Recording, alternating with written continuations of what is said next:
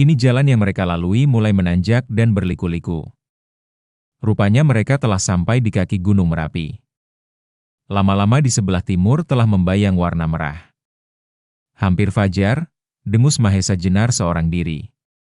Kuda-kuda mereka kini telah mulai menyusur jalan persawahan. Juga di daerah ini padi sedang berbunga. Batang-batangnya yang berwarna hijau segar itu ditaburi oleh warna kemerahan fajar menjadi sedemikian bagusnya, sehingga untuk sementara Mahesa Jenar terpaku perhatiannya. Tetapi ketika diingatnya orang tua yang di depannya itu semakin melarikan kudanya, ia pun segera mengesampingkan keindahan fajar. Sekali ia sentakkan kakinya, kudanya berlari semakin cepat seperti terbang.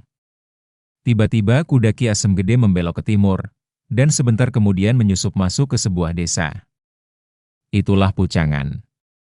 Mahesa Jenar tidak mau kehilangan jejak. Dengan ujung kendali, kudanya dicambuk agar melaju lebih cepat lagi. Ki Asem Gede tak sedikit pun mengurangi kecepatan kudanya. Ketika sampai di muka sebuah rumah yang berhalaman luas dan bergol besar, ia membelokkan kudanya memasuki halaman. Kuda yang semula lari seperti kuda gila itu, langsung menuju ke pendapa rumah itu. Baru ketika jaraknya tinggal beberapa langkah, Ki Asem Gede menarik kendali dan berhenti di muka pendapa. Pendapa itu ternyata tertutup dinding di empat sisinya. Pintunya masih tertutup rapat dan lampu di dalamnya hanya menyala remang-remang. Cepat Ki Asem Gede turun dari kudanya. Sebentar ia tertegun. Tempat itu tampaknya sunyi. Tetapi ia yakin kalau putrinya berada di tempat itu. Itulah rumah pemimpin gerombolan orang-orang yang merasa dirinya tak dapat dirintangi kemauannya, bernama Samparan. Ki Asem Gede mengetok pintu itu keras-keras. Sekali, dua kali, tak ada yang menyahut, akhirnya Ki Asem Gede tak sabar lagi. Dengan kedua sisi telapak tangannya ia memukul daun pintu itu sekuat tenaga, hingga berderak-derak.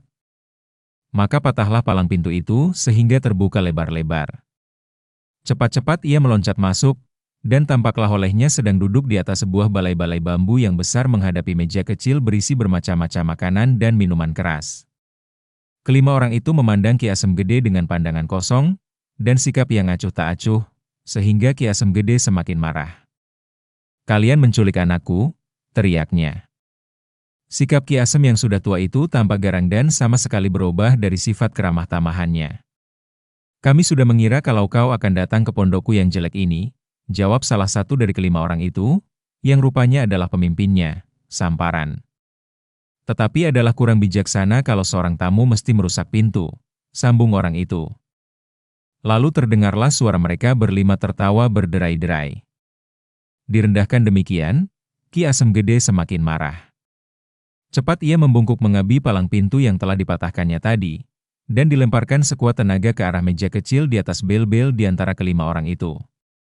Begitu hebatnya lemparan Ki Asem Gede sehingga meja kecil yang tertimpa palang pintu itu pecah berserak-serakan. Suara tertawa kelima orang itu jadi terputus karena terkejut.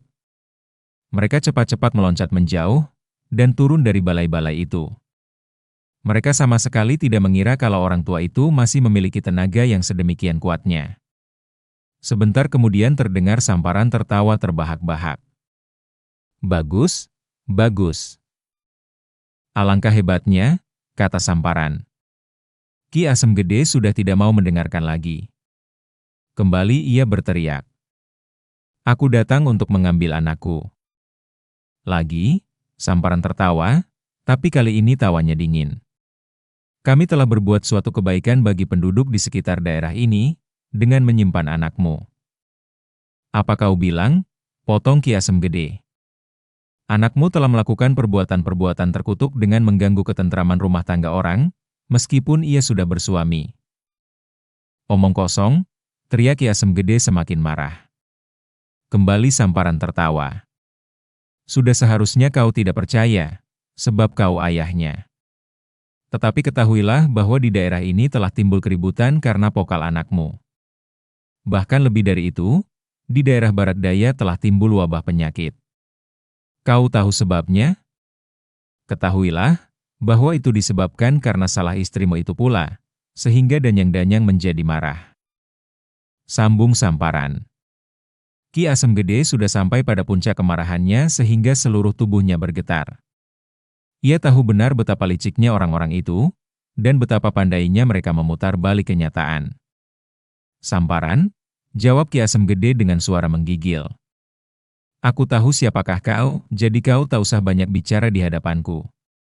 Aku tahu bahwa anakku menolak menuruti kehendakmu dan kawan-kawanmu, gerombolan iblis ini, sehingga kau terpaksa menculiknya dan menyimpannya. Sekarang aku minta anakku itu kau serahkan kepadaku. Samparan mendengus lewat hidungnya, lalu berkata lagi. Aku tetap pada keteranganku. Dan kami berlima atas persetujuan rakyat di daerah ini telah mengambil keputusan untuk menjatuhkan hukuman atas anakmu itu. Aku hanya meniru apakah hukuman yang dijatuhkan pada orang demikian pada zaman dahulu, yaitu dilempari batu sampai mati. Mendengar jawaban itu, tubuh Ki Asem Gede semakin menggigil dan giginya gemetar menahan marah yang hampir meledak. Hanya Sultan di Demak yang berhak menjatuhkan hukuman mati, atau orang yang telah mendapat kuasanya. Orang-orang pucangan ini pun tak berhak melakukan itu, apalagi iblis-iblis macam kau ini, teriak Ki Asem Gede. Samparan mengangguk-angguk, lalu kembali terdengar tawa iblisnya.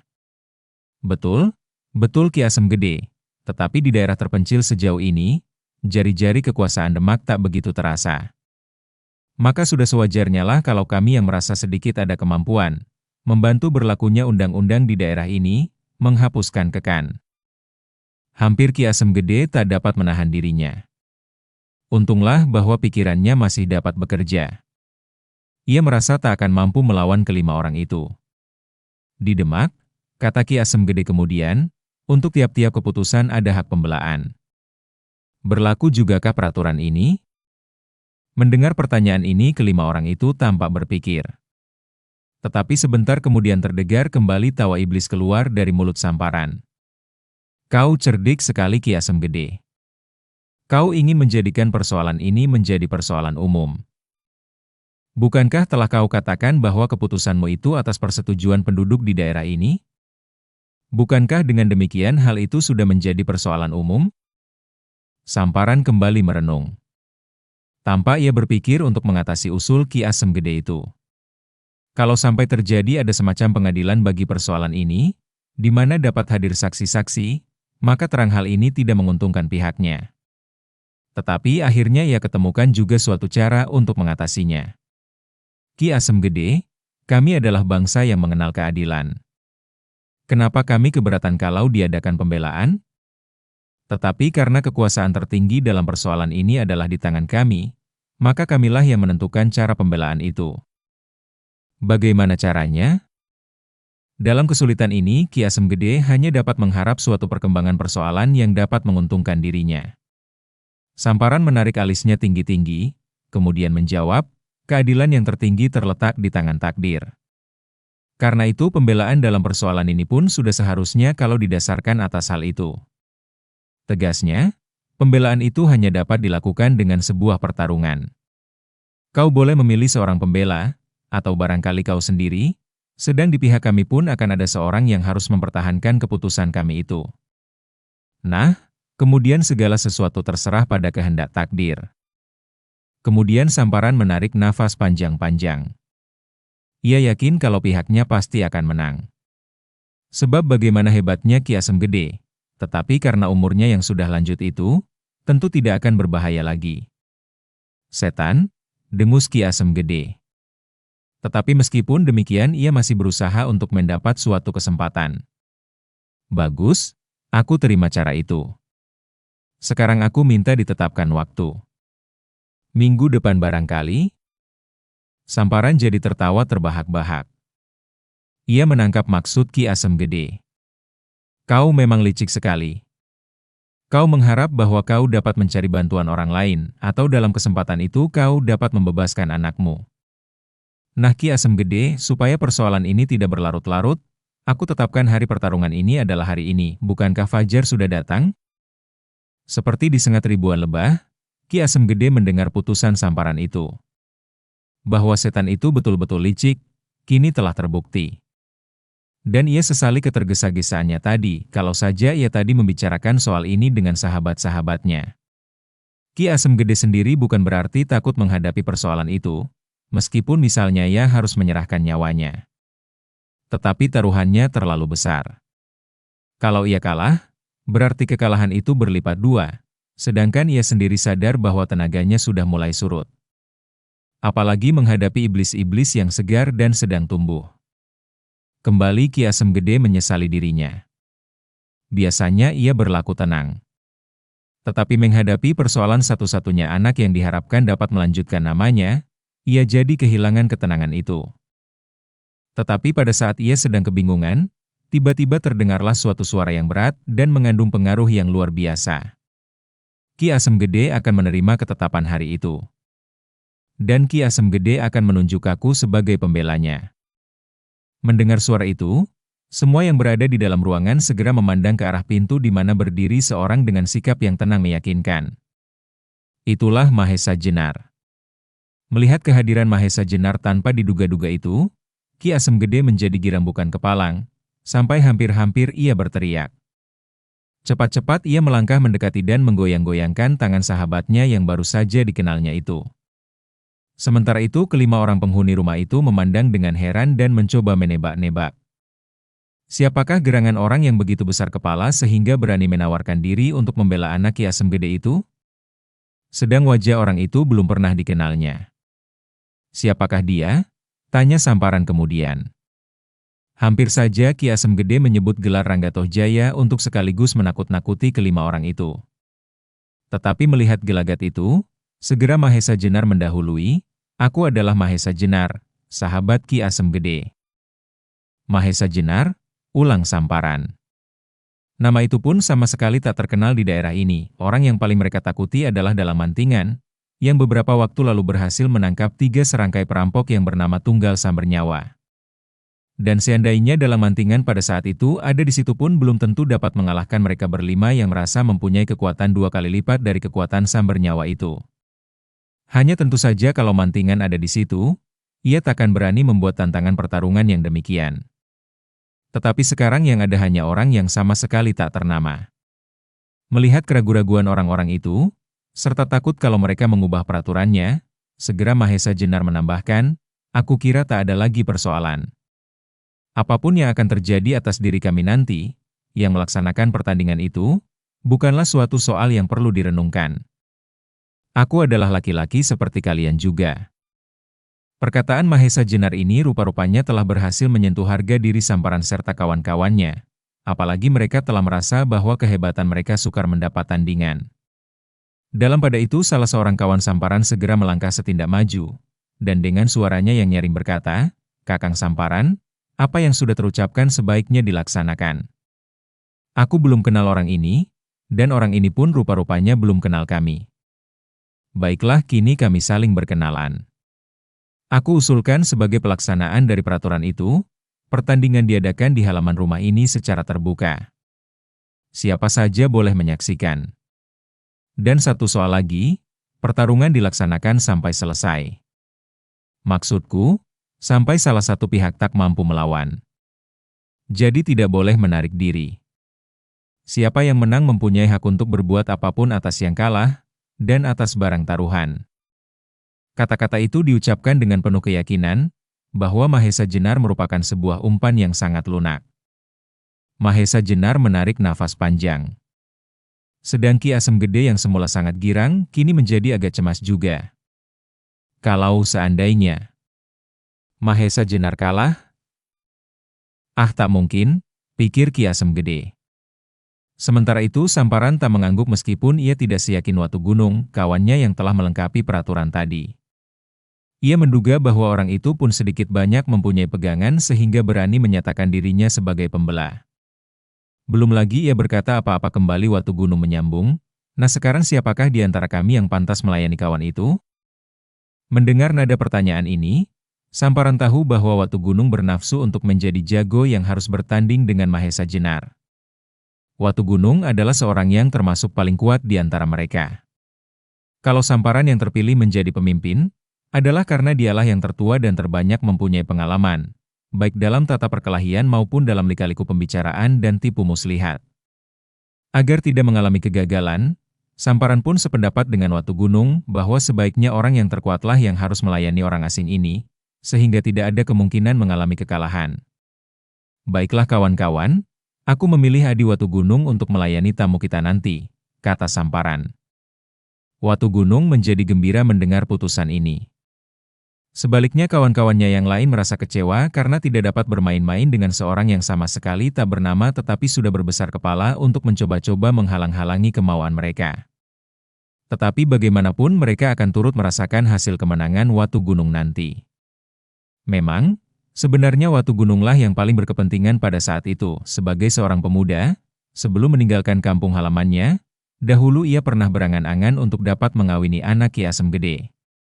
Tetapi ia kalah beruntung dengan Wirasaba, sehingga ia terpaksa mengalami patah hati. Sekarang, ia ingin membalas sakit hatinya dengan menculik Nyi Wirasaba. Watu Gunung berperawakan tinggi gagah, bertubuh kekar, dan sebenarnya ia agak tampan juga.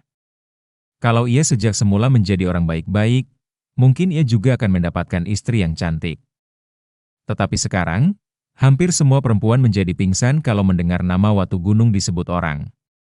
Sekarang, sambil menunggu siang, sebaiknya tamu-tamu ini kami persilahkan berisati rara-rara di gandok sebelah timur. Adi Wisuda, tolong antarkanlah tamu kita ke sana, orang yang dipanggil Wisuda. Salah seorang dari 5 orang itu, segera mempersilahkan Ki Asem Gede dan Mahesa Jenar untuk mengikutinya ke gandok sebelah timur. Di sana, mereka berdua ditinggalkan untuk beristirahat. Ki Asem Gede terpaksa menggeleng-gelengkan kepala, ketika dilihatnya Mahesa Jenar segera merebahkan dirinya di amben. Ki Asem Gede, semalaman aku tidak tidur, dan pagi-pagi benar aku sudah harus berpacu kuda dengan Ki Asem Gede. Maka sebaiknya aku tidur sebentar agar aku nanti dapat melayani Watu Gunung itu dengan sedikit ada kegembiraan, kata Mahesa Jenar. Sesudah berdiam diri sebentar, terdengarlah segera nafas Mahesa Jenar mengalir secara teratur. Ia sudah tertidur. Ki Asem Gede heran bukan main. Sebentar lagi ia harus mengadu tenaga antara hidup dan mati melawan seorang yang termasuk mempunyai kehebatan dalam tata pertarungan, tetapi sekarang, dengan enaknya ia tidur mendekur. Ketika hal itu direnungkan dalam-dalam, ternyata Mahesa Jenar sama sekali tak memandang remeh calon lawannya. Dengan beristirahat, meskipun hanya sebentar, ia akan dapat memulihkan tenaganya, sehingga dengan demikian ia akan dapat bertanding dengan baik. Mendapat pikiran yang demikian ia pun merasa bahwa dirinya juga perlu mengasuh. Siapa tahu tenaganya nanti diperlukan. Ternyata hatinya tidak setenang Mahesa Jenar. Ia tetap khawatir akan nasib anak satu-satunya itu, dan ia juga khawatir kalau Samparan dan kawan-kawannya berbuat curang, karena itu ia hanya berbaring. Matanya sama sekali tak dapat dipejamkan. Pada saat itu sinar matahari pagi telah mulai masuk menyusup lubang-lubang dinding meskipun masih condong sekali. Sekali dua kali telah terdengar suara gerobak lewat di jalan di depan rumah itu. Dan di halaman telah sibuk beberapa orang mengatur arena untuk bertanding siang nanti. Beberapa orang yang lewat, ketika melihat beberapa tonggak ditancapkan dan tali-tali direntangkan, mereka tahu bahwa akan ada pertandingan lagi di halaman rumah Samparan yang juga dikenal sebagai rumah setan. Sebenarnya tak seorang pun yang ingin dekat dengan rumah serta penghuninya itu, sebab mereka takut kalau entah harta kekayaannya, entah ternaknya, dan yang ditakuti adalah kalau istri atau gadisnya dikehendaki oleh iblis-iblis itu. Tetapi di samping itu mereka juga ingin melihat tiap-tiap pertarungan yang memang sering diadakan di halaman itu dengan mengharap-harap sekali waktu ada orang yang dapat mengalahkan, syukur mengubur kelima iblis penghuni rumah itu. Tetapi sampai sekarang, kalau ada orang yang menuntut istri atau anaknya, dan terpaksa melewati pertandingan di arena itu, tentu dibinasakan dengan kejamnya. Sedang istri atau anak mereka, malahan menjadi barang taruhan yang makin tak berharga. Demang Pucangan sendiri tak dapat mengatasinya. Dan tak seorang pun berani melaporkan kepada atasan yang berwenang. Sebab dengan perbuatannya itu nyawanya jadi terancam. Kembali kali ini akan ada sebuah pertandingan. Orang sudah menduga bahwa hal ini tentu berhubungan dengan hilangnya Nyi Wirasaba. Tetapi siapakah yang akan memasuki arena? Ayahnya? Ki Asem Gede kah? Atau salah seorang muridnya? Atau siapa? Sementara itu Mahesa Jenar masih enak-enak tidur. Berbareng matahari semakin tinggi, Ki Asem Gede semakin gelisah. Adalah di luar dugaannya kalau pada saat itu salah seorang pelayan samparan masuk ke gandok itu dengan membawa hidangan minuman dan makanan. Rupanya mereka akan menunjukkan bahwa mereka adalah orang yang baik hati, serta perbuatannya itu betul-betul untuk kepentingan penduduk setempat. Dengan ketajaman hidung seorang ahli obat-obatan, Ki Asem Gede mencium minuman dan makanan itu, kalau-kalau ada semacam racun atau obat bius di dalamnya, tetapi ketika menurut pendapatnya tak terdapat apa-apa maka sedikit demi sedikit ia mencoba mencicipinya sebelum Mahesa Jenar bangun, yang tentu akan minum dan makan juga. Rupanya minuman dan makanan itu benar-benar bersih. Rupanya Watu Gunung begitu yakin akan memenangkan pertandingan ini seperti yang sudah-sudah, pikir Ki Asem Gede. Sementara itu Mahesa Jenar telah menggeliat bangun. Dengan tangannya ia menggosok-gosok matanya yang nampak merah kurang tidur. Ketika ia melihat adanya beberapa macam hidangan, ia memandang Ki Asem Gede dengan penuh tanda tanya. Ki Asem Gede tahu bahwa Mahesa Jenar ragu-ragu, sehingga ia segera menjelaskan.